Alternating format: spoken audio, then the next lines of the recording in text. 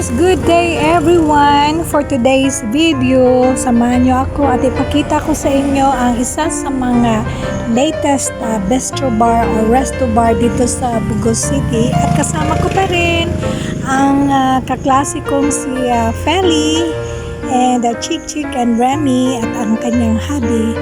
At dito sila mag-check-in mamayang gabi. So ayan guys, ito yun. Versuni, dito sila mag-check-in at kakain kami mamaya, magdi-dinner kami mamaya. So ayun sila guys, nasa loob, nag-inquire at nagpapareserve ng room tsaka table for tonight. Saka guys, itong resto bar na to malapit lang sa North Terminal at saka sa City Hall. Ayan.